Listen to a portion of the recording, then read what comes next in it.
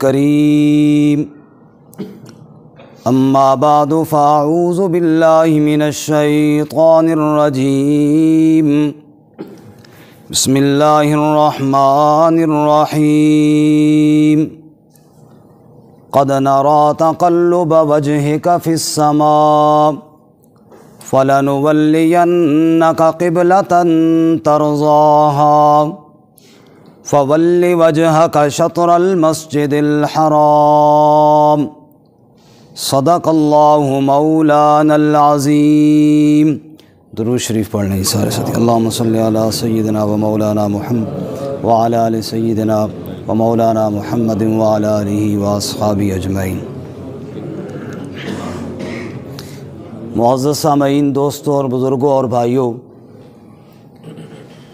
سیرت النبی صلی اللہ علیہ وسلم کے دروس کا یہ مبارک سلسلہ ہفتہ وار جاری ہے، اور سیرت طیبہ کا آج اس عنوان پہ ہمارا 10واں درس ہے۔ جو ساتھی گزشتہ درس میں شریک تھے ان کو یاد ہوگا کہ ہجرت کے بعد دوسرے سال غزوہ بدر کا واقعہ پیش آیا تھا، اور غزوہ بدر کے واقعے پر ہم نے تقریباً تفصیلی بات گزشتہ درس میں کر دی تھی۔ آج کے اس وقت میں اور سبق میں غزوہ بدر کے بعد کے کچھ حالات اور کچھ شاید پہلے کی بھی ہوں لیکن مدینہ منورہ میں پیش آنے والے واقعات اور حالات مختصر آپ کے سامنے عرض کریں گے۔ رب العالمین صحیح بیان کی توفیق عطا فرمائے، پھر ہم سب کو سیرت طیبہ اپنانے کی توفیق عطا فرمائے۔ گزشتہ درس میں نے یہ بات عرض کی تھی کہ غزوہ بدر کے واقعے کے بعد کفار کی کمر ٹوٹ گئی، اور ان کا غرور اور ان کا تکبر سارا خاک میں مل گیا، اور حالت یہ ہو گئی کہ جب گھروں میں جنازے لے کر گئے تو نوحے اور رونے والے جو ان کے رواج تھے وہ بھی انہوں نے خود ہی بند کر دیے کہ ہم نوحے کریں گے اور روئیں گے تو مسلمان خوش ہوں گے، تو ان کو ختم کر دیا جائے۔ اندر ہی اندر گھٹتے رہے اور روتے رہے اور پریشان ہوتے رہے، حتیٰ کہ ایک واقعہ بعض دفعہ پڑھ کر ہنسی آتی ہے کہ ایک عورت جس کا اونٹ گم ہوا تھا اور وہ اپنے اونٹ کی تلاش میں مکہ میں گھوم رہی تھی، اور لوگوں نے جنہوں نے مال مویشی رکھے ہوتے ہیں وہ مال مویشی ان کی آواز کو بھی پہچانتے ہیں، تو وہ خاص اپنی آواز میں کوئی شعر پڑھ رہی تھی تاکہ اونٹ کہیں دائیں بائیں میری آواز سنے تو میری طرف آ جائے۔ اب وہ اپنے اونٹ کو بلانے کے لیے اس قسم کا انداز میں کچھ شعر پڑھ رہی تھی۔ لوگوں نے سمجھا کہ شاید وہ جو نوحے کی پابندی تھی وہ ختم ہو گئی ہے، تو سارے اندر سے دھاڑے مارتے مارتے باہر نکل آئے۔ ان کو اپنے وہ یاد آ گئے جو مقابلے میں رسول اللہ صلی اللہ علیہ وسلم کے پاس گئے تھے اور وہاں مردار ہوئے تھے۔ جب سارے حال حال کرتے نکل آئے، اس نے کہا میرا تو اونٹ گم ہو گیا، تو ساں کی مصیبت پہ گئی، چلو گھر، ابھی نوحے کی اجازت نہیں ہے۔ خیر اندر ہی اندر یہ غم کھائے جا رہا تھا۔ ایک دن عجیب واقعہ ہوا، دو آدمی پہاڑ کے دامن میں بیٹھے، ایک کا نام عمیر اور دوسرے کا نام صفوان۔ صفوان کہنے لگا عمیر، یہ بدر کی ضربیں ہمیں بھولتی نہیں ہیں، زخم ایسے شدید لگے ہوئی ہیں نا کہ اب ہم سے برداشت نہیں ہوتا، کرے کون؟ کوئی بندہ ہو جو اللہ کے نبی صلی اللہ علیہ وسلم کو شہید کر دے۔ خود جرأت نہیں کر رہا ہے، دوسرے کو کہہ رہا ہے۔ وہ ایک بندے نے کہا نا کہ بھیڑیا روزانہ بکریاں کو مار دیتا ہے، کوئی بندہ ہو جو بھیڑیے کو مار دے اور پھر ہمارے گھر پھینک دے اور منہ اس کا باندھ دے، رسیوں کے ساتھ ٹانگیں بھی باندھ دے۔ میں ہوں گھر کے کمرے کے اندر، لمبا سارا ڈنڈا میرے ہاتھ میں، اور پھر میں تاک کے سوراخ سے اس کو پوچھوں بھئی تو بکریاں کس طرح کھاتا تھا ہماری؟ کوئی ہو جو یہ کام کرے۔ عمیر نے کہا صفوان بات سن، تو کہتا ہے نا کوئی ہو جو محمد صلی اللہ علیہ وسلم کو قتل کر دے، یہ کام میں کر سکتا ہوں۔ اچھا صرف مجھے ایک اندیشہ نہ ہو نا تو میں یہ کام کر گزروں۔ کون سا اندیشہ ہے تجھے؟ میرے بچے چھوٹے چھوٹے ہیں، جو مارنے جاتا ہے نا وہ خطرہ ہوتا ہے کہ مارا بھی جائے، اگر میں مارا گیا تو میرے بچوں کا کیا بنے گا، یہ بچوں کا ڈر نہ ہو تو میں جا کے محمد صلی اللہ علیہ وسلم کو قتل کر سکتا ہوں۔ صفوان نے کہا نبی صلی اللہ علیہ وسلم کو قتل تو کر دے، تیرے بچوں کی ذمہ داری میری ہے اگر کوئی معاملہ ہو گیا تو۔ قسمیں کھائیں لات منات کی، میرے ساتھ معاہدہ کر، تحریر کر، ساری زندگی تیرے بچوں کو اپنے بچوں سے بڑھ کر پالوں گا، اپنے بچوں کو بعد میں کھلاؤں گا، تیرے بچوں کو پہلے کھلاؤں گا، نبی پاک کو جا کر مار ڈال۔ معاہدہ ہو گیا دونوں میں۔ عمیر نے جناب تلوار لی، زہر کی پان لگائی، مدینہ کی طرف روانہ ہو گیا۔ اب یہ اتنا رازدارانہ ان کا مشورہ ہوا کہ تیسرے بندے کو اطلاع نہ ہوئی۔ اب جناب صفوان ادھر مکے میں کہہ رہا ہے چند دن صبر کرو، بڑی اہم خبر آنے والی ہے۔ لوگ پوچھیں کون سی؟ کہتے ہیں ابھی نہیں بتانی، آئے گی تو تمہیں پتہ چلے گا، سرپرائز دینا چاہتا ہوں تمہیں، ایسی خبر آنے والی ہے۔ اچھا جی۔ ادھر عمیر روانہ ہوا، ادھر رب نے جبرائیل کو روانہ کیا، جا میرے محبوب کو دونوں کا مشورہ بتا دے۔ سبحان اللہ۔ آپ صلی اللہ علیہ وسلم اب انتظار میں کہ بندہ کب پہنچتا ہے۔ عمیر گیا، آپ نے پوچھا عمیر کیسے آنا ہوا؟ کہا جی ادھر رشتہ دار بھی ہیں، دوست احباب بھی ہیں، ان سے ملنے آیا ہوں۔ کہا بڑی تلوار شلوار لے کر آیا، خیریت؟ وہ جی آپ کو پتہ ہے نا سفر میں تلوار تو ساتھ رکھنی پڑتی ہے حالات کی وجہ سے۔ کہا زہر کی پان کیوں لگائی ہے؟ اب تھوڑا تھوڑا اس کو خطرہ محسوس ہوا۔ کہا جی دشمن کے مقابلے کے لیے ذرا تلوار ہتھیار اچھا ہونا چاہیے نا، اس لیے لگائی ہے۔ اچھا یہ بتا پہاڑ کے دامن میں صفوان کے ساتھ مشورہ کیا کیا ہے؟ بس جب اس نے یہ بات سنی نا، تلوار پھینکی اور کہا اشہد اللہ الہ الا اللہ و اشہد ان محمدً عبدہ و رسولہ۔ جہاں ہم نے مشورہ کیا وہاں تو تیسرا بندہ ہی کوئی نہیں تھا۔ یہ خبر آپ کو کس نے بتائی؟ لگتا ہے اسی نے بتائی جو ساری خبریں جانتا ہے۔ ہم تو بھٹکے ہوئی ہیں، کیا مشورے کر رہے ہیں، آپ کی غلامی میں آ گیا۔ تو میرے بھائیو اور میرے دوستو، ادھر صفوان کہہ رہا ہے نئی خبر آنے والی ہے، نئی خبر یہ آئی کہ عمیر مسلمان ہو گئے۔ اس کے سارے ارادے کیا ہو گئے؟ چکنا چور ہو گئے اور خاک میں مل گئے۔ مدینہ منورہ میں چند واقعات ہیں، چونکہ غزوات کی طرف ہم چلے گئے، تھوڑے تھوڑے ساتھ وہ دوسرے واقعات بھی شامل کرتے ہیں۔ ایک عجیب واقعہ جو مدینہ میں، ویسے تو بہت واقعات ہیں جو بڑے بڑے واقعات ہیں، ان میں حضرت سلمان فارسی رضی اللہ تعالیٰ عنہ کا ایمان بھی ہے۔ سلمان فارسی رضی اللہ تعالیٰ عنہ کا ایمان کا بڑا عجیب واقعہ ہے۔ ایک بڑے راہب جو عیسائی مسلک کا تھا، اس کے پاس گئے، اپنے کام کاج کاروبار چھوڑ کر گئے کہ یار دنیا کی زندگی تو نہیں ہے ساری، مرنا بھی ہے، آخرت کی فکر میں لگ گئے، اور وہاں جناب کام کاج چھوڑ کر ان کی خدمت میں رہتے اور کوئی دین کی باتیں سیکھتے، اللہ اللہ سیکھتے۔ ظاہر بات ہے جس کو یہ فکر لگ جائے بہت اچھی فکر ہے۔ یہ ہمارے جماعت والے ساتھی آئے ہوئے ہیں، بعض لوگ سمجھے شاید بالکل ویلے نے، انہیں تو کوئی گھر بار نہیں ہے، کوئی کام کاج نہیں ہے، کام کاج چھوڑ کے آئے ہوئی ہیں۔ کام کاج چھوڑ کر اللہ کے دین کے لیے نکلنا یہ بڑی سعادت کی بات ہے۔ سلمان فارسی نے کام کاج چھوڑا، کہا مرنا ہے یار، کوئی آخرت کی تیاری کروں۔ تو وہ چلے گئے ایک راہب کے پاس، راہب ان کو اللہ اللہ سکھاتے، دین کی باتیں سکھاتے۔ اتفاقی بات راہب جناب بوڑھے تھے، مرنے کے قریب ہو گئے۔ اب سلمان نے پوچھا مجھے یہ بتاؤ کہ اگر آپ دنیا سے چلے گئے تو میں پھر کس کے پاس جاؤں؟ بندہ دوسرا بتاؤ۔ انہوں نے سوچا، کہا حجاز میں، عرب میں ایک بزرگ آدمی ہیں، وہ بھی اچھے دین پہ ہیں، وہ بھی اچھے عیسائی مسلک پہ ہیں، راہب ہیں، دین عیسیٰ پر ہیں، تو آپ ان کے پاس چلے جائیں۔ یہ ان کے پاس چلے گئے، اللہ کی قدرت وہ بھی چند دنوں بعد وہ بھی رخصت ہوئی ہے۔ اب سلمان نے ان سے پوچھا کہ اب میں کدھر جاؤں، آپ بھی ذرا کوئی مشورہ دے دیں۔ یہاں پہ مجھے اپنی ایک بات یاد آئی، میں نے جو سبق پڑھے ہیں نا علوم کتابوں کے، اکثر بزرگوں سے پڑھے ہیں، پرانے بزرگوں سے، اللہ سب کی قبروں کو منور فرمائے۔ ہمارے گاؤں میں، ہمارے علاقے میں بہت بڑے عالم دین تھے حضرت مولانا شیر محمد صاحب رحمۃ اللہ علیہ، ان سے پڑھا، اتفاقاً استاد جی کی وفات ہو گئی۔ پھر مولانا ادریس عباسی صاحب رحمۃ اللہ علیہ، مولانا ادریس کاندھلوی رحمۃ اللہ علیہ اور شیخ القرآن رحمۃ اللہ علیہ کے شاگرد تھے، پھر ان کے پاس پڑھا، ان کی بھی وفات ہو گئی۔ تو پھر ہم گئے خوشاب حضرت مولانا بشیر احمد صاحب رحمۃ اللہ علیہ، بڑے عالم تھے، فاضل دیوبند، ان کے پاس گئے تو ہم نے اپنا سنایا. انہوں نے کہا پہلے کہاں پڑھتے رہے؟ انہوں نے بتایا جی حضرت استاد شیر محمد صاحب رحمۃ اللہ علیہ سے پڑھتے رہے، وہ فوت ہوئے. پھر استاد ادریس صاحب رحمۃ اللہ علیہ کے پاس چلے گئے، پھر وہ فوت ہوئی، اب آپ کے پاس ہے. استاد نے ہاں وہ میں نے فوت کرونا آئے ہو تو سیدھے جدھر میں نے وہ سارے نے تختہ ہی چاہیے آنے والا نے وہ بندے ہو کوئی اور بو تک کو. خیر تو حضرت سلمان فارسی رضی اللہ تعالیٰ عنہ وہ ایک رائے بزرگ فوت ہوئی ہے، دوسرے کے پاس گئے، وہ بھی فوت ہونے پر آئے. انہوں نے پوچھا کہ اب میں کہاں جاؤں؟ انہوں نے کہا دیکھو جی اس وقت میرے حساب میں کوئی اتنا اچھا راہب عالم بزرگ تو میں نہیں ہے کہ میں بتاؤں کہ اس کے پاس چلے جاؤ. ہاں اتنی بات میں جانتا ہوں کتابوں کے علم کی وجہ سے کہ آخری پیغمبر بالکل ان کا زمانہ قریب آیا ہوا ہے.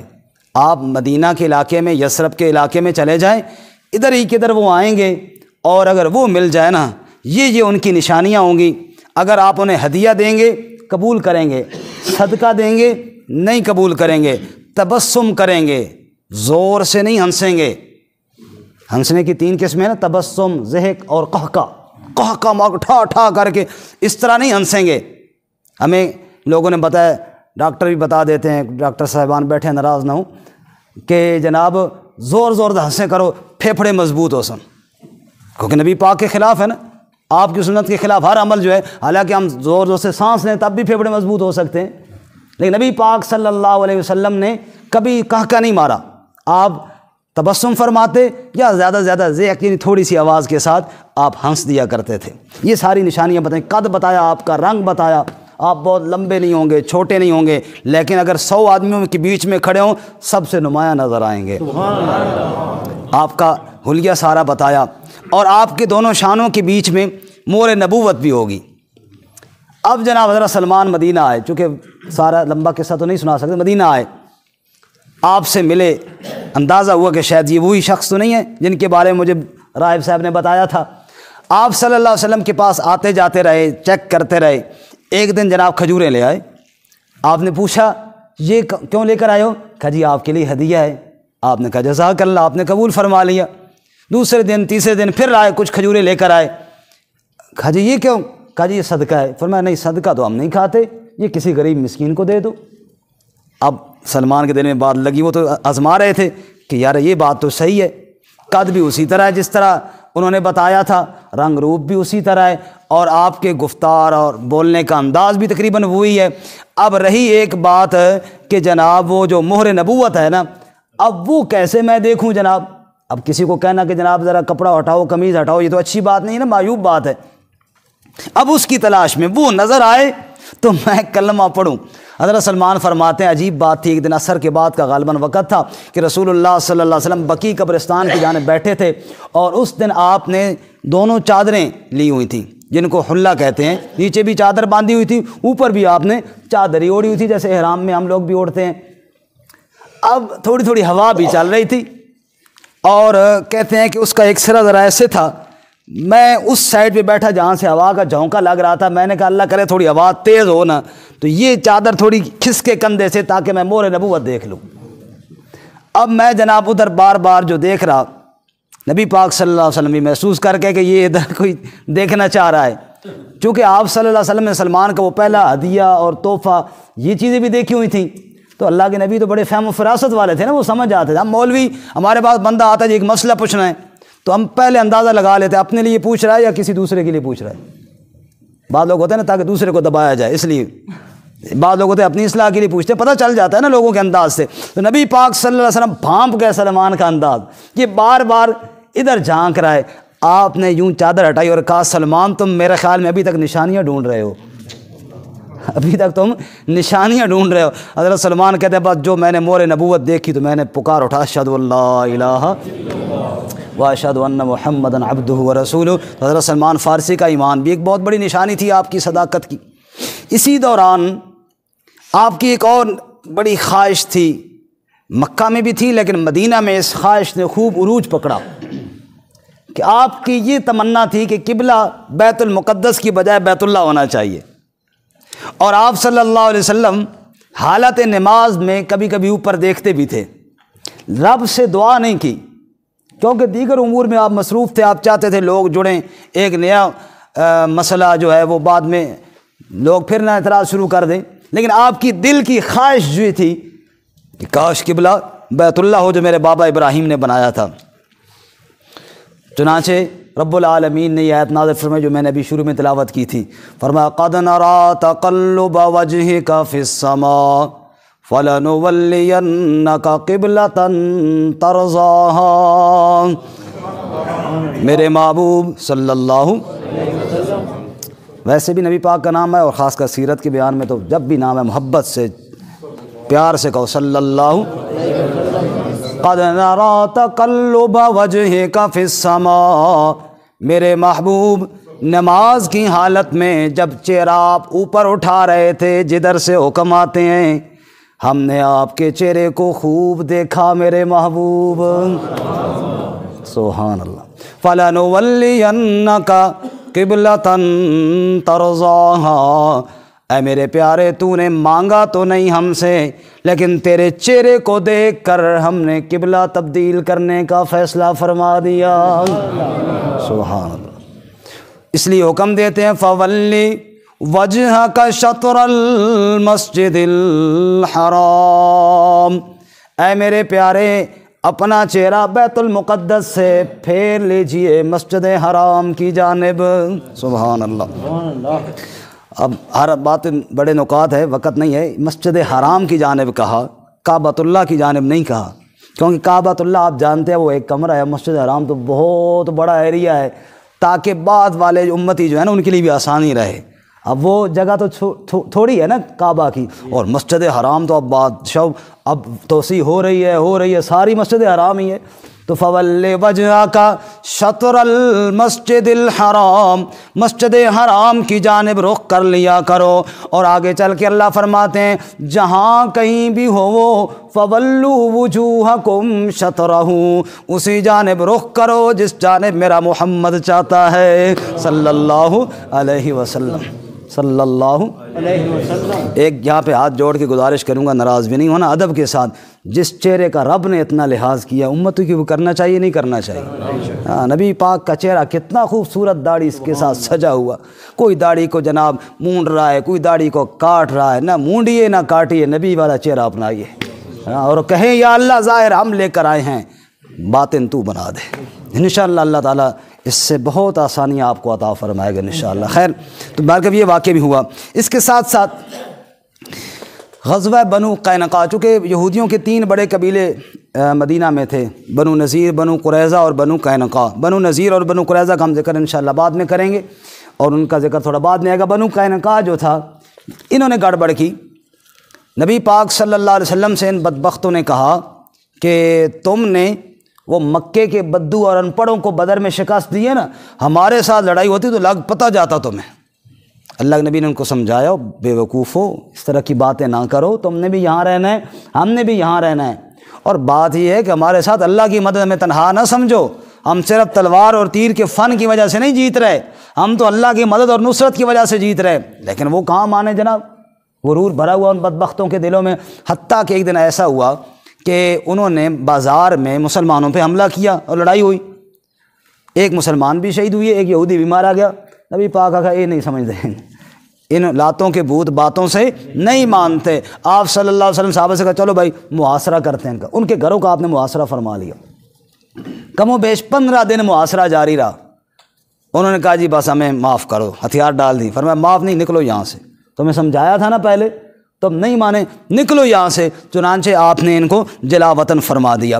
اس کے بعد یہودیوں میں ایک اور بدبخت تھا جی، کعب بن اشرف، یہ بھی بڑا عالم تھا یہودیوں کا، لیکن اتنا خبیث، دیکھو نا جی، علماء حق بھی ہیں، علماء سو بھی ہیں، ہے نا، بعض علماء اتنی فتنے کی آگ لگاتے ہیں، فرقہ واریت کی آگ علماء نے لگائی ہے، اس میں کوئی شک تو نہیں ہے نا جی، اللہ تعالیٰ محفوظ فرمائے۔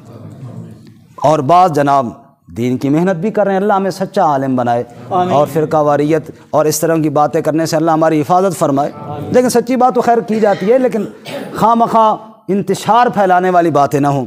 خیر، کعب بن اشرف یہ بڑا شرارتی، بڑا خبیث، بڑا بغیرت قسم کا شخص تھا، اور اس بدبخت نے فل مقابلہ کیا نبی صلی اللہ علیہ وسلم کا، اور یہاں تک کہ یہ بدبخت مکے چلا گیا، مکے والوں کو کہتا تھا اور تم جناب آؤ حملہ کرو، میں تمہارا ساتھ دوں گا، میں اپنے ساتھ ہی بھیجوں گا۔ اور اس لعین نے ناچ گانے کی محفلیں بنوائیں عالم ہو کر، اور قصہ گو اور واعظ اور شاعر رات کے وقت محفل سجاتا، اور تقریباً ان شعروں میں اکثر نبی پاک کی بے ادبی ہوتی، آپ کے بارے میں بک بک کرتا خود بھی، اور ان غنڈوں اور بےایمانوں سے بھی کرواتا ان کو پیسے دے کر، اور یہ بھی کہتا تھا اور نبی پاک صلی اللہ علیہ وسلم محمد صلی اللہ علیہ وسلم کے پاس کیوں جاتے ہو، میرے کو لاؤ، میری محفل آپ کی محفل سے بہت اچھی ہے۔ یعنی ہر وقت جس طرح آپ یوں سمجھیے نا جی، ابو لہب نے اور اس کی بیوی ام جمیل نے مکہ میں آپ صلی اللہ علیہ وسلم کا پیچھا کیا ہوا تھا نا، آپ جہاں جاتے وہ پیچھے بدبخت جا کے لوگوں کو کہتا ہے اس کی بات نہ سننا، یہ مجنون ہے، اور ام جمیل جس طرح گالیاں آپ کو بکتی۔ مدینہ میں یہ کعب بن اشرف یہ لعین آپ صلی اللہ علیہ وسلم کو اسی طرح اس نے تنگ کیا ہوا تھا۔ آپ بڑے تنگ ہوئے بھائی، ایک آدمی آگے جا رہا ہو دوسرا پیچھے اس کے کپڑا کھینچے بار بار، تو بندے کو تنگی تو ہوتی ہے نا، غصہ تو آتا ہے۔ اللہ کے نبی دین کی محنت لے کر دنیا میں پھیلنا چاہتے ہیں، پوری کائنات کے نبی ہیں، یہ پیچھے جناب شعر شاعری جناب مخالفت کی، میری طرف آؤ، میری طرف آؤ، میرے ساتھ مقابلہ کرو۔ آپ نے فرمایا کوئی اس لعین سے میری جان چھڑائے نا تو پھر بڑا اچھا اس کو اللہ تعالیٰ اجر دے گا اور وہ جنت میں میرا ساتھی ہوگا۔ چنانچہ چند صحابہ جن میں محمد بن مسلمہ اور ابو نائلہ رضی اللہ تعالیٰ عنہما، چند اور صحابی بھی تھے، انہوں نے کہا یا رسول اللہ یہ کام ہمارے ذمہ کریں۔ آپ نے محمد بن مسلمہ کو امیر بنایا کہ اس بدبخت، ظاہر جب ایک آدمی پھوڑا نکل جائے نا جی، دوائیوں سے ٹھیک نہ ہو تو پھر ڈاکٹر کیا کہتے ہیں اس کو کیا کیا جائے، آپریشن کرنا، اس کو کاٹ کے پھینکنا پڑتا ہے ورنہ زہر پھیلتی ہے۔ اب یہ زہر ٹھیک ہونے والی نہ تھی تو آپ نے اس کو کاٹنا ہی پڑے گا۔ اب محمد بن مسلمہ نے کہا یا رسول اللہ بات یہ ہے کہ وہ ہے بڑا خبیث، اس کا قلعہ ہے، اس کے چوکیدار ہیں، پہرے دار ہیں، ظاہر ہے وہ بڑا آدمی ہے، وہاں اتنا آسان تو نہیں ہے، تو اگر کوئی بات ایسی کہنی پڑے اس کو اطمینان دلانے کے لیے جو بظاہر اسلام کے خلاف ہو، بظاہر آپ کے خلاف ہو، تو لیکن ہم دل سے تو نہیں کہیں گے نا، صرف اس بدبخت کو پھنسانے کے لیے کہیں گے، تو کیا اس کی آپ اجازت دیتے ہیں؟ فرمایا اجازت ہے۔ کہوں ٹھیک ہے۔ مسلمہ اس کے پاس گئے، وہ ہر ایک کو منع کرتا، یہ ان کی برادری کے تھے، تقریباً ان کے بھانجے بنتے تھے۔ گئے ماموں جی سچی گل تو نہ کرنی لیکن کرنی وکری ہے، تنہائی میں بات کرنی ہے۔ کیڑی گل؟ او یارا جی اسی تنگ ہے اسلام تو، اسی اسلام تو نبی صلی اللہ علیہ وسلم کبھی زکوٰۃ کا حکم دیتے ہیں، کبھی خیرات کا حکم دیتے ہیں، اب ہم بچوں کو پالیں یا نبی پاک کو دیں؟ ایسا کہ ہاں کہا مارا، ہاں میں نہیں کہتا تھا، خوش ہوا بے ایمان، میں نہیں کہتا تھا یہ تمہارے مالوں پہ قبضہ کرے گا، ہون چنگے رہے ہو، مال پہ قبضہ کرنے کے لیے آگے نا تنگ ہو گئے ہو۔ اب بات یہ ہے کہ اب فوراً تو ہم نبی پاک کو نہیں چھوڑ سکتے، اب ظاہر ان کی طرف گئے ہیں، کچھ ٹائم تو لگے گا، لیکن فی الحال حالت ہماری یہ ہوگی جو مال تھا وہ تو صدقے خیرات میں دے دیا، اب ہمارے پاس ہے کوئی نہیں، کوئی دانے شانے آپ دے دیں تاکہ ہمارا نظام چلے۔ اچھا کوئی رہن رکھو میرے پاس، اور چیز ہمارے پاس تو ہے کوئی نہیں، تلواریں رہن لے آتے ہیں، اگر آپ کہتے ہیں وہ رکھ دیتے ہیں، کل لے آؤ۔ انہوں نے کہا چلو بھائی چاہو تلواراں رہن رکھی ہے اس کو، اور جلتے ہوئے کہہ دیا کہ میرے ذہن کے میرے ساتھی کچھ اور بھی ہیں جو وہ بھی لے آئیں۔ کہا چلو اجازت ہو گئی بھائی، عقل پہ پردہ پڑا، سب کو کہا تلواریں اٹھاؤ اور جائیں اس کے پاس پھر رہن رکھنے کے لیے۔ رات کے وقت گئے جی، چاند کی چاندنی میں اس کو آواز دی، اس کی بیوی نے کہا بھی کہ اس ٹائم نہ جاؤ، مجھے اس آواز سے خون ٹپکتا ہوا نظر آ رہا ہے، کیا پتہ کوئی دشمن نہ ہو۔ اس نے کہا نہیں یہ اپنا بھانجا ہے، اے محمد بن مسلمہ بڑے اہم مسئلے میرے کو لائے ہے، اور بڑا چونکہ دن والی بات ہے بڑا خوش تھا، اور وہ چاہتا تھا کہ کوئی بندہ نبی پاک کا ساتھ چھوڑے تاکہ میری محنت رنگ رہے۔ اس نے کہا تو بے فکر ہو جا، آپ بے فکر ہو جائیں، یہ اپنے بھانجے ہیں اور اس کے دوست ہیں اور یہ مجھے ملنے کے لیے آئے ہیں۔ چنانچہ وہ نیچے قلعے سے اتر آیا، اترتے اس کے بالوں پہ بڑی خوشبو اور زلفیں اس نے رکھی ہوئی تھیں۔ فرمانے لگے محمد بن مسلمہ اور ابو نائلہ خوشبو بڑی پیاری ہے۔ نے کہا ہاں میں آخر عالم ہوں، میں ان کا وڈیرا ہوں۔ کہا سونگو، ہمیں ذرا قریب ہو کے سونگ لیں۔ کہا کیوں نہ، انہوں نے بالوں میں ہاتھ شاتھ میرے سونگے۔ کہا تم بھی سونگ لے۔ جب دونوں نے ہاتھ شاتھ ڈال لیے نا، پکا بالوں کو قابو کیا اور آواز دی، اللہ کے نبی کا دشمن، اللہ اور اس کے رسول کا دشمن قابو میں ہے، لاؤ تلواریں اپنی۔ بس پھر آنن فارن ٹھک ٹھک تلواریں اس کے اوپر برسیں، لیکن وہ یعنی پورا مردار نہ ہوا، یہاں تک کہ ابو مسلمہ نے اس کے پاس وہ کدال تھی، کھودنے ہوئی، انہوں نے کدال پیٹ کے اندر ماری، جو آر پار ہوئی وہ چیخا، اور جناب یہ سارے خیریت کے ساتھ واپس نبی پاک صلی اللہ علیہ وسلم کے پاس پہنچ گئے۔ اس بدبخت کو یہ سزا ملی، اور رسول اللہ صلی اللہ علیہ وسلم نے فرمایا اللہ نے اس بدبخت سے میری جان چھڑا دی ہے جی۔ اس کے بعد جی غزوہ احد کا واقعہ ہے۔ بدر میں تھک تو نہیں گئے آپ حضرات؟ ابھی تو ویسے ٹائم بھی ہمارا رہتا ہے جو اصولی ٹائم ہے اس میں سے 15 منٹ رہتے۔ اچھا شروع ہو گئے تو تھکی پہلے کیا ہے کہ پتہ نا جی، میں کہ جی بعض ساتھی پھر وہ کہتے ہیں کہ یار بات لمبی ہو جاتی ہے، بس جب تھک گیا تو اشارہ کر دینا کہ بس جی، کہ نہیں کریں گے انشاءاللہ۔ بڑی مہربانی جی، بڑی مہربانی۔ وہ مولوی صاحب تقریر کر رہے ہیں نا، واز کیتے جان، لوگ اٹھتے گئے، ایک اٹھا، دوسرا اٹھا، تیسرا اٹھا، اٹھتے ایک بندہ رہ گیا۔ مولوی صاحب آخر دیکھا یار بڑی مہربانی یار، اصل دین دی درد والا یہ بندہ ہے نا، کتنی محبت نہ دیکھو گل سن رہا ہے۔ اس نے کہا جی دین دی درد کوئی نہیں، سپیکر میرا کدے بس کرو تو میں لے جاؤں آپ،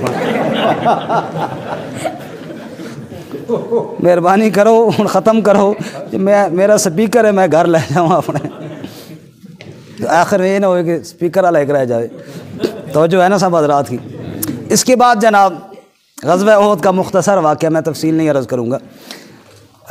بدر میں جو زخم لگے تھے مشرکین کو وہ ابھی آپ نے سن لیے، پچھلے درس میں بھی سنے، اور حالت یہ تھی کہ وہ کسی کے سامنے بیان تو نہ کر سکتے تھے، لیکن اندر اندر سے کڑ رہے تھے، انتقام کے لیے بھرپور تیار بھی تھے۔ اسی دوران شام کے علاقے میں ان کا ایک قافلہ جا رہا تھا، نبی پاک نے صحابہ کا بھیجا جو جناب وہاں سے ان کو مارا، مال غنیمت بھی لے کے آئے۔ اب اس نے اور جلتی پہ تیل کا کام کیا، اب تو آگ اور بڑک اٹھی، چنانچہ تیاری کی گئی، اور 3000 کا جنگی قافلہ تیار کر کے، 3000 کا۔ بدر میں کتنے تھے جی؟ 1000۔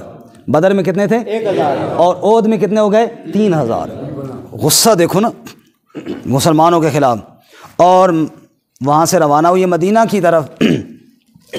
اس وقت قیادت ابو سفیان کے پاس تھی۔ ابو جہل کے بعد کس کے پاس تھی؟ ابو سفیان، جو فتح مکہ کے بعد مسلمان ہوئے، بہرکیف اس وقت قیادت ان کے پاس تھی۔ اب جناب رسول اللہ صلی اللہ علیہ وسلم کو کچھ پہلے ہی خبر ہو گئی کہ اس طرح ہمارے مقابلے کے لیے قافلہ مکہ سے روانہ ہو گیا۔ آپ نے صحابہ کرام سے مشورہ کیا بھئی یہ بتاؤ کہ جنگ مدینہ میں رہ کر کی جائے یا باہر جا کر کی جائے؟ تو نبی پاک صلی اللہ علیہ وسلم کی ذاتی رائے یہ تھی کہ مدینہ کے اندر رہ کر کی جائے۔ مسلمان مرد جو ہے نا، گلیوں کے ناکے پر جہاں سے گلی شروع ہوتی ہے وہاں کھڑے ہو جائیں، کوئی اندر آئے تو اس کے ساتھ لڑائی کریں، عورتیں چھتوں پر رہیں، اوپر سے پتھر ماریں، اس طرح لڑائی ذرا آسان رہے گی، کیونکہ ان کی تعداد بہت زیادہ ہے، ہمارے پاس تعداد بہت کم ہے۔ اور اتفاقاً چونکہ بعد میں جہاد کے بعد منافقین بھی پیدا ہو گئے تھے نا، عبداللہ بن ابی جو منافقین کا سردار تھا، اس کی بھی یہی رائے تھی۔ شاید اس کی تو اس لیے ہوگی چلو گھر کے اندر بیٹھے رہیں گے تو الزام بھی نہیں لگے گا جہاد میں نہیں گئے، بہرکہ اس کی بھی یہی رائے تھی، نبی پاک کی بھی یہی رائے تھی۔ لیکن صحابہ کرام چونکہ بدر میں بھی کچھ شریک نہ ہو سکے تھے، ان کو بھی جوش تھا۔ دیگر صحابہ نے کہا یا رسول اللہ میدان میں جائیں گے، اللہ نے بدر میں بھی مدد کی، اللہ پھر بھی مدد کریں گے۔ خیر آپ صلی اللہ علیہ وسلم نے چونکہ اکثریت کی یہی رائے تھی تو آپ نے کہا ٹھیک ہے باہر ہی چلتے ہیں، میدان میں جا کے مقابلہ کرتے ہیں۔ چنانچہ 1000 تعداد تھی مسلمانوں کی، پھر یہ 3 گنا بڑے تھے کیونکہ وہ 3 تھے، اور بدر میں 313 اور 1000 کافروں کا لشکر 3 گنا بڑا، یہاں بھی اسی طرح تھا۔ لیکن عبداللہ بن ابی منافق یہ جناب غصے کے ساتھ جی ساڑی گل نہیں مننی نے، اور میں نے کہا تھا ادھر ہی جی، پھر جناب حالانکہ مشورے کے بعد جو بات طے ہو جائے نا اس کو مانا جاتا ہے، پھر اس کے بعد جناب یہ ہوگا نہیں، اگر آپ نے امیر مان لیا پھر امیر صاحب جو مشورہ دیں وہ ماننا سب پہ کیا ہوتا ہے جی، ضروری ہوتا ہے۔ ہر فیصلہ باہر کا ہو گیا تو اب تو بات ہی نہیں کرنی چاہیے تھی، لیکن بے ایمان تھا اندر سے۔ چنانچہ تھوڑا آگے جا کے اس نے اپنے 300 ساتھی اور بھی تیار کیے اور کہنے لگا چھوڑو واپس چلتے ہیں، ہماری بات نہیں مانی گئی۔ چنانچہ 300 بندے وہاں سے واپس ہوئی عبداللہ بن ابی کے ساتھ، اور پیچھے کتنے رہ گئے؟ 700۔ اب کافروں کی تعداد کتنی ہے جی؟ 3000، مسلمانوں کی تعداد ہے 700۔ کافروں نے احد کے پاس، پہاڑوں کے پاس، وہاں مدینہ کے قریب ہی ہیں، وہاں آ کے جناب انہوں نے پڑاؤ ڈالا۔ نبی پاک صلی اللہ علیہ وسلم قافلہ لے کر گئے۔ اب چونکہ وہ مدینہ کی طرف تھے، آپ صلی اللہ علیہ وسلم گھوم کر نا پچھلی جانب چلے گئے۔ آپ یوں سمجھیے ذرا کہ یہ محراب جو ہے نا ہمارا، آپ سمجھے یہ مکہ ہے، یہ کیا ہے جی؟ مکہ ہے۔ وہ دیوار جو ہے، وہ دروازہ، وہ مدینہ ہے، اور یہ بیچ والی جگہ یہ کیا ہے؟ احد ہے۔ مدینہ شہر وہاں ہے، اور یہ جو ہمارا یہ پڑا ہے سٹینڈ، اس کی پرلی طرف آپ یوں سمجھیں کہ کفار آ گئے۔ اب یہ والی سائڈ خالی تھی نا، نبی پاک صلی اللہ علیہ وسلم وہاں سے گھوم کر مکہ والی سائڈ سے ان کے آمنے سامنے آئے۔ بات سمجھ میں آ گئی ہے نا؟ یعنی مدینہ کی جانب کفار تھے اور مسلمان مکہ کی جانب تھے، اور کفار مدینہ کی جانب تھے۔ اب جو پیچھے پہاڑ تھا، بیچ میں درہ تھا، وہاں رسول اللہ صلی اللہ علیہ وسلم نے 50 تیر انداز کھڑے کی حضرت عبداللہ کی قیادت میں۔ ان کو حکم دیا کہ تم نے ادھر ہی رہنا ہے، جب تک میں تمہیں نہ کہوں تم نے اس جگہ کو چھوڑنا نہیں ہے۔ تیاری ہوئی، مقابلہ ہوا، مبارزت ہوئی۔ طلحہ بن ابی طلحہ ایک بڑا پہلوان تھا، ان کا آگے بڑھا، اور حضرت عبداللہ بن جبیر رضی اللہ تعالیٰ عنہ یہ اس کے مقابلے مبارزت جو پہلے لڑائی ایک بندے کی ہوئی، انہوں نے اس کو مار ڈالا اور وہ گر گیا، اور پھر مقابلہ شروع ہو گیا۔ بس پہلے ہی حلے میں نا کفار کے قدم اکھڑ گئے، مسلمانوں نے مارا، وہ بھاگے اور خوب مارا اور خوب بھاگے۔ اس دوران خالد بن ولید رضی اللہ عنہ بعد میں وہ بھی ایمان لائے، وہ بھی ایمان نہیں لائے تھے، کفار کے بڑے یعنی سرکردہ کمانڈر تھے، لڑائی جنگجو تھے۔ انہوں نے پیچھے سے حملہ کرنے کی کوشش کی، لیکن چونکہ پیچھے تیر انداز تھے، تیر اندازوں نے بھگا دیا۔ اب جناب مسلمانوں نے جب کفار کو بھگایا اور کفار بھاگے اور سامان چھوڑا، مسلمان مال غنیمت کی طرف گئے، بھی جناب فتح ہو گئی، گئے، کافر بھاگ گئے۔ وہ جو 50 تیر انداز تھے نا، انہوں نے سوچا بھائی بات ختم ہو گئی ہے، اب ہم بھی جائیں اور مال غنیمت اکٹھا کریں۔ ان کے امیر نے کہا کہ نہیں، نبی پاک نے کیا کہا تھا کہ جب تک میں نہ کہوں یہاں سے نہیں جانا۔ ان کا بھائی نبی پاک نے کہا تھا، لیکن وہ تو جنگ کے وقت کہا تھا نا، اب تو بات ختم ہو گئی، ساری زندگی تو ادھر نہیں بیٹھنے کا کہا تھا۔ خیر اس میں ہوا اختلاف، چنانچہ اکثر ان صحابہ نے وہاں سے جگہ چھوڑ دی، اور یہ غلطی تھی صحابہ کرام کی۔ اور یہ بات ذہن میں رہے، صحابہ معصوم نہیں ہیں، معصوم صرف انبیاء ہیں۔ بے شک معصوم صرف کون ہے؟ انبیاء ہیں۔ صرف اللہ کے نبی معصوم ہوتے ہیں۔ بات لمبی نہ ہو جائے، دیکھیے اللہ تعالیٰ کے فرشتے معصوم ہیں۔ فرشتے کیا ہیں؟ معصوم ہیں۔ اب فرشتوں میں مختلف ڈیوٹیاں ہیں، بارش برسانے کی، روح قبض کرنے کی۔ ان کو معصوم کیوں بنایا؟ کوئی یہ نہ کہے اے جڑے فرشتے آج بارش برسائی نہ غلط برسائی، اللہ تعالیٰ تھا آ کے اسی لاہور برسانی، اس اسلام آباد برسا دیتی، اے فرشتے غلطی ہو گئی۔ اب فرشتے معصوم ہیں نا، کوئی بندہ نہیں بول سکتا بھائی فرشتے نے وہیں برسائی ہے جہاں اللہ نے حکم دیا۔ بات سمجھ میں آ رہی ہے نا؟ اگر معصوم نہ ہوتے بندہ کہہ سکتا تھا کہ غلطی ہو گئی جی، موت اللہ تعالیٰ فلاں بندے دے آکھی، فرشتہ دوسرے دی روح کاٹ کے لے گیا جی۔ نہیں، فرشتے معصوم ہیں۔ اسی طرح اللہ تعالیٰ نے انبیاء کو بھی معصوم بنایا ہے، تاکہ کوئی یہ نہ کہے کہ اللہ نے کچھ اور کہا تھا، نبی نے کچھ اور کہہ دیا۔ اس لیے اللہ نے انبیاء کو بھی کیا بنایا جی؟ معصوم بنایا ہے۔ نبی وہی کہے گا جو رب کہے گا، وما ينطق عن الهوى ان هو الا وحی یوحى، نبی اللہ کی وحی سے بولے گا۔ خیر اب یہ ان سے غلطی ہوئی، جب انہوں نے وہ درہ چھوڑا تو خالد نے پیچھے پلٹ کے حملہ کر دیا۔ درہ تو خالی تھا، مسلمان ہتھیار رکھ کے مال غنیمت چن رہے تھے، اور خالی ہاتھ مسلمانوں پہ اچانک جو حملہ ہوا تو ظاہر ہے ان کو کوئی سمجھ نہ آئی کہ کیا ہو گیا ہے اور کدھر جانا ہے اور کدھر نہیں جانا۔ تلواریں لگ رہی ہیں، تیر لگ رہے ہیں، لاشیں گر رہی ہیں، ادھر بھاگا کوئی ادھر بھاگا، کوئی ادھر جا اور کوئی ادھر جا۔ اب مشرکین پورا تعاقب کر رہے ہیں رسول اللہ صلی اللہ علیہ وسلم کا، اور وہ چاہتے ہیں کہ آج نبی پاک صلی اللہ علیہ وسلم کو ہم صفحہ ہستی سے مٹا دیں، کیونکہ ان کا سرغنہ ابو جہل تو مارا گیا تھا بدر میں، بدلہ تو تب بھی ہوتا۔ اب وہ نبی پاک صلی اللہ علیہ وسلم کی طرف ہیں، لیکن صحابہ کو سمجھنا ہی کوئی کدھر، کچھ انصار اور 2 مہاجرین آپ صلی اللہ علیہ وسلم کے ساتھ تھے۔ وہ جناب آپ صلی اللہ علیہ وسلم کے ساتھ تھے، آپ کی لاشیں گر رہی ہیں، ان کے بھی حتیٰ کہ لڑتے لڑتے شہید ہو گئے۔ حضرت طلحہ اور حضرت سعد، حضرت طلحہ نے کئی تیر اپنے ہاتھوں سے روکے، ہاتھ شل ہو گئے، اور حضرت سعد رضی اللہ تعالیٰ عنہ کو خود نبی پاک صلی اللہ علیہ وسلم تیر پکڑا رہے تھے اور فرما رہے تھے ارم یا سعد فدا کا ابی و امی، مارو سعد میرے ماں باپ تجھ پہ قربان ہوں۔ حضرت سعد کہتے ہیں یہ جو نبی پاک نے جملہ بولا نا، مجھے پوری کائنات سے یہ جملہ قیمتی لگا۔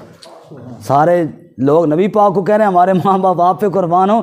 نبی پاک نے حضرت سعد کو کہا تھا ارم یا سعد فدا کا ابی و امی، سعد مارو تیر، میرے ماں بھی تیرے اوپر قربان، میرے باپ بھی تیرے اوپر قربان ہوں. سبحان اللہ، کیا شان تھی ان صحابہ کی جو اپنی جان پر تیر سہ رہے تھے اور اللہ کے نبی کی حفاظت کر رہے تھے. لیکن پتھر ایک جا لگا رسول اللہ صلی اللہ علیہ وسلم کو، آپ کے ایک دانت مبارک ٹوٹ گیا اور آپ کا چہرہ مبارک زخمی ہوا، پیشانی سے خون نکلا، آپ کھائی میں بھی جا گرے.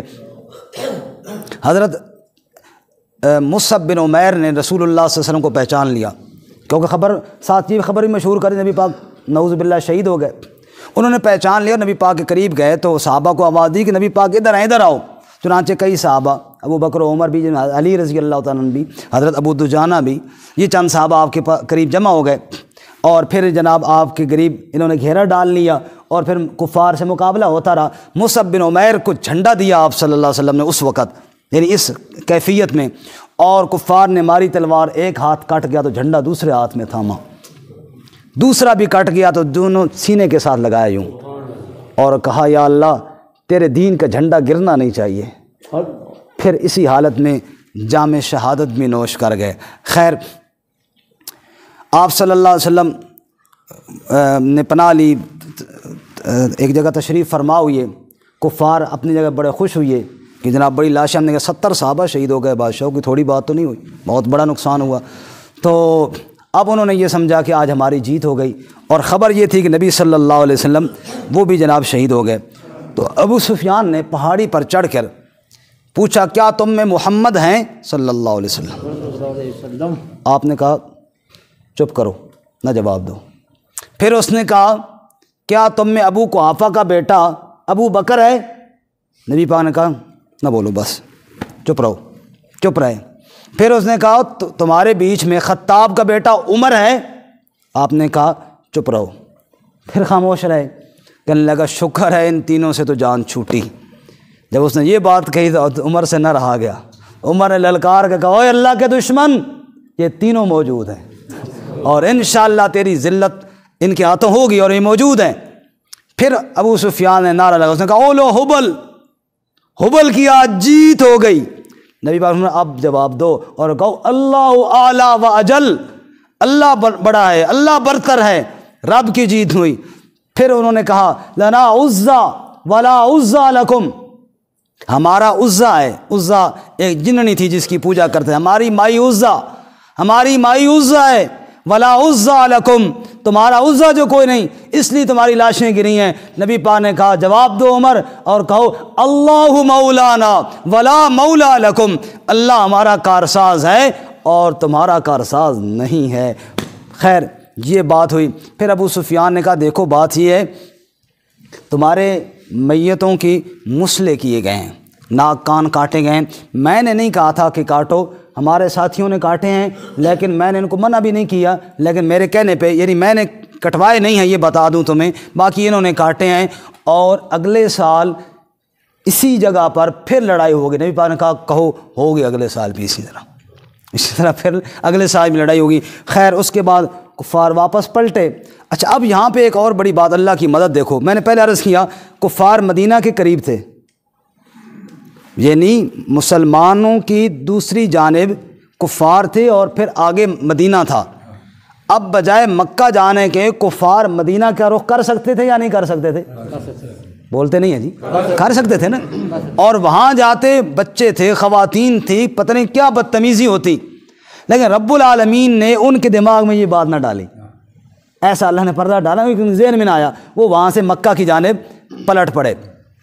خیر آپ صلی اللہ علیہ وسلم نے بھی صحابہ کرام کی میتوں کا معائنہ فرمایا، اور پھر آپ صلی اللہ علیہ وسلم کے کچھ صحابہ اپنے لواحقین کو اٹھا کر گھر لے گئے تھے. آپ نے نہیں واپس لایا جاؤ، اور ان کو وہاں دفن کیا. اور ایک قبر کے اندر آپ صلی اللہ علیہ وسلم نے کئی صحابہ کو دفن کیا، اور فرماتے تھے جس کو قرآن زیادہ یاد ہے نا اس کو آگے رکھو، اس کو آگے رکھو، غسل نہ دو، انہی کپڑوں میں اسی حالت میں ان کو دفن کرو، ان کا خون بھی رب کی بارگاہ میں گواہی دے گا. خیر آپ نے معائنے کیا تو آپ کا پیارا چچا سید الشہداء حضرت امیر حمزہ رضی اللہ تعالیٰ عنہ، ان کی لاش کے ٹکڑے کیے گئے تھے. اور آپ نے دیکھا کہ آپ کی پھپھی صفیہ بھاگتی ہوئی آ رہی ہیں. آپ نے ان کے بیٹے سے کہا جاؤ امی کو روکو، اور جناب ان کا بیٹا جو روکنے کے لیے قریب گیا کہ رک جاؤ، تو امی نے جا کے ایسے کہا ہٹ جا، میرے بھائی کی لاش کے ٹکڑے ہوئی ہیں اور تو مجھے روک رہا ہے. انہوں نے کہا جی میں خود نہیں روک رہا، مجھے نبی پاک نے کہا ہے. نبی پاک کا نام ہے. حضرت صفیہ روک گئی اور کہنے لگی جاؤ نبی پاک سے کہو کہ آپ کو شاید یہ خطرہ ہوگا نا کہ میں چیخو پکار کروں گی، نوحے کروں گی اور صبر کا دامن چھوٹ جائے گا. یہ ایک حمزہ تھا، ایسے 10 حمزہ بھی رب کے نام پہ قربان ہو جائیں، میں چیخو پکار نہیں کروں گی، میں تو فخر کروں گی. مجھے جانے دیں، مجھے اجازت دیں، میں اپنے بھائی کی میت کو تلاش کروں اور ان ٹکڑوں میں ڈھونڈوں کہ حمزہ کہاں پہ ہے. چنانچہ انہوں نے ہاتھ کی انگلیوں سے پہچانا کہ یہ میرا بھائی ہے. آپ کو بڑا دکھ ہوا. خیر آپ نے وہیں پہ تدفین فرمائی، اور آج بھی احد کے دامن میں بڑی مسجد موجود ہے، سید الشہداء امیر حمزہ رضی اللہ تعالیٰ عنہ. خیر اس کے بعد نبی پاک صلی اللہ علیہ وسلم بھی پلٹے، کفار بھی پلٹے. بس بات ختم کرنے لگا ہوں جی. انہی میں شہداء میں حضرت حنظلہ کی میت بھی دیکھی. حضرت عود نے حنظلہ کا ذکر نہ کیا جائے تو یہ بات جو ہے نا مناسب نہیں ہے. حضرت حنظلہ کی میت دیکھی آپ نے ذرا اونچی جگہ پہ، اور پانی کے قطرے ٹپک رہے ہیں. آپ نے فرمایا پتہ ہے حنظلہ کو کیا ہوا؟ کہا جی نہیں، کہا فرشتوں نے غسل دیا ان کو. یہ غسیل ملائکہ ہیں. ہوا یوں تھا کہ ان کی شادی نئی ہوئی تھی اور یہ شریک نہ ہو سکے تھے، پہ چلو باقی صحابہ جو جا رہے ہیں، ادھر اطلاع ہوئی نبی پاک صلی اللہ علیہ وسلم اور صحابہ کرام کی تو لاشیں گر گئیں، نبی پاک کی شہادت کی افواہ میں پھیلی. یہ اسی حالت میں بھاگے ہو، میں ادھر گھر میں مزے لے رہا ہوں اور اللہ کے نبی صلی اللہ علیہ وسلم اللہ کے راستے میں جان دے رہے ہیں. ایسا جوش آیا نا، وہیں گئے تلوار لی اور جب گٹے میں گھس کر شہید ہو گئے. غسل ابھی نہیں کیا تھا. تو غسیل ملائکہ، اللہ کے نبی نے فرمایا فرشتوں نے ان کو غسل دیا ہے، اس لیے قطرے پانی کے ٹپک رہے ہیں ان کی میت پر. اب یہاں پہ ایک سوال ہے جی جس کا حل کرنا ضروری ہے، قرآن پاک میں بھی ہے. صحابہ کرام سے غلطی ہوئی تھی نا درا چھوڑنے والی. اب اس غلطی کا ذکر قرآن میں ہے، سورہ آل عمران میں ہے. ہم نے فجر کے درس میں پڑھ لیا ہوا ہے لیکن یہاں پہ عرض کر دوں. اب یہ غلطی ہوئی تھی کیونکہ وہ معصوم نہیں تھے، لیکن رب العالمین نے کیا فرمایا؟ تم سے غلطی ہوئی لیکن وَلَقَدْ عَفَا اللَّهُ عَنْهُمْ، جن سے غلطی ہوئی میں اللہ نے ان کو معاف کر دیا ہے. میں اللہ نے ان کو کیا کر دیا ہے؟ معاف کر دیا. اب ذرا ان الفاظ پہ غور کریں. عَفَا اللَّهُ عَنْهُمْ، اللہ نے ان کو معاف کیا جن سے غلطی ہوئی تھی. اللہ نے یہ نہیں کہا نبی کے یارو میں نے تمہیں معاف کر دیا. اگر اللہ یوں کہتا نا، اس میں لذت تھی. اس میں کیا تھی؟ لذت تھی. بندہ کہے او بھائی میں تو سارے تے راضی ہاں، یہ لذت ہے نا. اور بندہ کہے انہوں نے 10 چھوڑو جی میں راضی ہاں. اب اس میں فرق ہے نا دونوں باتوں میں. اللہ نے کہا وَلَقَدْ عَفَا اللَّهُ عَنْهُمْ، اللہ ان سے راضی ہے. یہ بھی قرآن پاک میں موجود ہے. تو صحابہ کے دل میں لامحالہ یہ بات تو آنی تھی کہ اللہ نے یہ نہیں کہا کہ میں تم سے راضی ہوں. رب نے دوبارہ فرمایا، دونوں آیتیں قرآن میں موجود ہیں، وَلَقَدْ عَفَا اللَّهُ عَنْكُمْ، اللہ نے تمہیں معاف کر دیا ہے. محبت سے یار زور سے کہو سبحان اللہ. اتنی اہم بات سنائی اور بالکل ڈھیلی سی سبحان اللہ کہو سبحان اللہ. وَلَقَدْ عَفَا عَنْكُمْ، اللہ کہتے ہیں میں نے تمہیں معاف کر دیا. اور پھر آگے چل کے دوسرے رکوع میں اللہ فرماتے ہیں میرے پاک پیغمبر فَاعْفُ عَنْهُمْ وَاسْتَغْفِرْ لَهُمْ وَشَاوِرْهُمْ فِي الْأَمْرِ، میرے پیغمبر جن کو میں نے معاف کر دیا ان کو تو بھی معاف کر دے. وَاسْتَغْفِرْ لَهُمْ، اور ان کے لیے استغفار تو کیا کر. وَشَاوِرْهُمْ فِي الْأَمْرِ، جیسے پہلے مشوروں میں ان کو شریک کرتا تھا میرا پیغمبر، پھر بھی شریک کر، کہیں وہ یہ نہ سمجھے کہ نبی پاک ہم سے خفا ہو گیا. میرے بھائی اور میرے بزرگوں، صحابہ بالکل معصوم نہیں، ان سے ضرور غلطیاں ہوئی ہیں، اور کیونکہ معصوم انبیاء ہوتے ہیں، لیکن جہاں غلطی ہوئی ہے رب نے قسمیں کھا کے معافی کے اعلان کر دیے. اور سید اللہ شاہ بخاری رحمۃ اللہ علیہ یہاں پہ ایک بات فرمایا کرتے تھے، صحابہ سے غلطی ہوئی یا حکم ٹوٹا رب کا یا حکم ٹوٹا رسول کا، خفا ہونا چاہیے تھا اللہ کو، خفا ہونا چاہیے تھا رسول اللہ کو. اللہ قسم کھا کے کہتے ہیں میں میں نے معاف کر دیا۔ نبی پاک کہتے میں نے معاف کر دیا کیونکہ اللہ نے حکم دیا تو معاف کر دے۔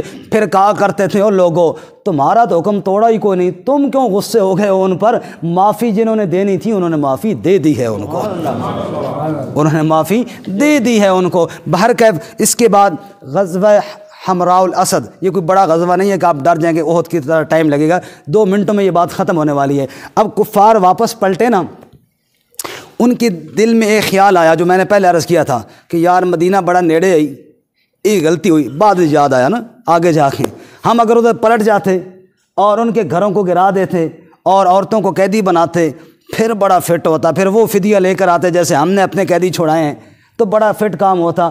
ہم نے یہ کام ہم سے نہ ہو سکا، یہ بڑی غلطی کی ہے، چلو تھوڑا اور دباؤ، تھوڑا اور ڈراؤ اور تھوڑا دبکاؤ تاکہ آئندہ کبھی میدان میں نہ آئیں۔ اس کا ذکر بھی قرآن میں سورہ آل عمران میں الذین قال لهم الناس ان الناس قد جمعوا لكم فاخشوهم فزادهم ایمانا وقالوا حسبنا اللہ ونعم الوکیل۔ کفار نے پروگرام بنایا، اب وہ لڑ تو سکیں گے نہیں، صحابہ اکثر کی تو لاشیں گر گئیں اور کسی کا بازو ٹوٹا ہوا، کسی کی ٹانگ ٹوٹی ہوئی، کسی کے گھر کے اندر جنازے پڑے، 4 جنازے ایک گھر میں میرے بھائی۔ حضرت خنساء کا واقعہ بھی اسی عہد میں پیش آیا، جو بھاگی جا رہی تھی، نبی پاک کا کیا حال ہے، نبی پاک کا کیا حال ہے؟ وہ کہا نبی پاک کا پتہ نہیں تیرا شوہر شہید ہو گیا، کہا انا للہ و انا الیہ راجعون۔ نبی پاک کا کیا حال ہے؟ کہا بڑا بیٹا شہید ہو گیا، کہا انا للہ و انا الیہ۔ اور نبی پاک کا کیا حال ہے؟ بیٹے کا نہیں پوچھا، اور دوسرا تیسرا چوتھا شہید ہو گیا، وہ بھائی شہید ہو گیا، کہا نبی پاک کا کیا حال ہے؟ کہا نبی پاک تو پچھلے قافلے میں آ رہے ہیں۔ نبی پاک کو دیکھ کر کہنے لگی اللہ کے نبی آپ ٹھیک ہیں تو ہر ہم میرے لیے ہلکا ہو گیا ہے، مجھے کسی کی پرواہ نہیں ہے، نہ بھائی کی پرواہ ہے، نہ شوہر کی پرواہ ہے، نہ اولاد کی پرواہ ہے، اللہ کے نبی ٹھیک ہیں تو بس ہم ٹھیک ہی ٹھیک ہیں۔ انہوں نے کہا ان کی تو یہ حالت بنی ہوئی ہے، ایک ایک گھر میں 4 جنازے، یہ دوبارہ کیسے میدان میں آئیں گے؟ ابھی کچھ نہیں گیا، ابھی جا کے ڈراؤ ان کو، دھمکاؤ ان کو تاکہ آئندہ کے لیے کم از کم جان چھوٹ جائے اور وہ معافی مانگنے پر مجبور ہو جائیں اور وہ کہیں جان چھوڑو یار آئندہ مقابلے میں نہیں آئیں گے۔ لیکن ان کو یہ پتہ نہیں تھا کہ ایمان کی طاقت سے میدان میں آتے ہیں،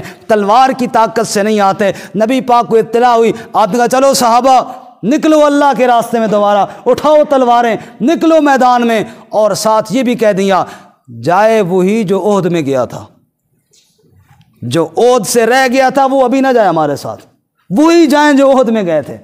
اب وہ زخمی، وہ زخموں سے چور و چور، گھر میں جنازے پڑے، اللہ کے نبی نے آواز دی، لبیک کہتے ہوئے باہر نکلے۔ اور یہاں پہ وہ واقعہ بندہ پڑھتا ہے تو رونگٹے کھڑے ہو جاتے ہیں، خدا کی قسم ایک بھائی اپنے زخمی بھائی کی عادت کر رہا تھا، ادھر سے اللہ کے نبی کا اعلان ہوا چلو دوبارہ میدان میں، وہ اپنے زخمی بھائی کو جو معذور ہو گیا تھا چھوڑ کر اٹھا کہ میں تو جا رہا ہوں۔ وہ کہتے چنگا بھائی ہے، میری ٹانگ کٹی ہوئی، تو مجھے چھوڑ کر جا رہا ہے۔ اس نے کہا اللہ کے نبی کا حکم ہے، کہا رک جا، میں تجھے نبی پاک کا حکم ماننے سے نہیں روک رہا ہوں، میں کہہ رہا ہوں اگر میرا سچا بھائی ہے نا، جس طرح احد کے میدان سے اٹھا کر مجھے گھر لے آیا تھا نا، اسی طرح دوبارہ کندھے پہ اٹھا مجھے بھی ساتھ لے چل۔ جب یہ عمل کیا تو آسمانوں سے صدا آئی الذین استجابوا للہ والرسول من بعد ما اصابہم القرح۔ اللہ فرماتے ہیں قرآن میں 4 پارے میں، دیکھو ذرا دیکھو میرے نبی کے یاروں کو دیکھو، سبحان اللہ، کہو یار عظمت صحابہ زندہ آباد، عظمت صحابہ زندہ آباد۔ الذین استجابوا للہ والرسول من بعد ما اصابہم القرح، اللہ کہتے ہیں دیکھو میرے نبی کے یاروں کو، زخموں سے چور و چور ہو چکے، لیکن پھر بھی نبی پاک کا حکم اور اللہ کا حکم کیسے تسلیم کر کے لبیک کہتے ہوئے میدان میں جا رہے ہیں، سبحان اللہ۔ اب کافروں نے کہا، وہ کافر تو صرف ڈرانے کے چکر میں تھے، ان الناس قد جمعوا لکم، وہ سارے کافر اکٹھے ہو گئے ہیں جی، فخشوہم، ڈر جاؤ ان سے۔ رب کا قرآن سنا رہا ہوں، کسی اور مولوی کی بات نہیں، قرآن کہتا ہے فزادہم ایمانا، جب ان کو ڈرایا گیا نا تو ان کا ایمان پہلے سے بڑھ گیا۔ وقالوا حسبنا اللہ ونعم الوکیل، انہوں نے کہا جاؤ کافروں سے کہو سارے جہان کے کافر اکٹھے ہو جائیں، ہمیں ہمارا رب کافی ہے۔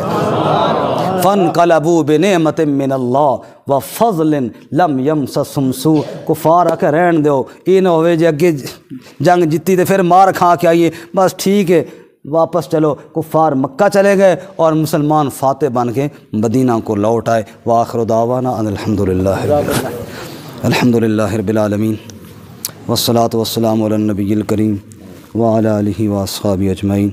اللہم شرح صدورنا بالقرآن العظیم وزین اخلاقنا بالقرآن العظیم واصلح احوالنا بالقرآن العظیم۔ یا رب العالمین یا رحمن الرحیم، جو بیان ہوا جو سنا اس پہ عمل کی توفیق عطا فرما، اور جتنے احباب تشریف لائے دوسرے محلوں سے آئے، بیٹھے، بات سنی، محبت سے بیٹھے، یا اللہ سب کا بیٹھنا اپنی بارگاہ میں قبول فرما، سننا سنانا قبول فرما کر ہماری نجات کا ذریعہ بنا۔ یا رب العالمین روز محشر پیارے نبی صلی اللہ علیہ وسلم کی شفاعت نصیب فرما، آپ کے جھنڈے کے نیچے ہمیں جمع فرما۔ صلی اللہ علی النبی الکریم وعلی آلہ واصحابہ اجمعین۔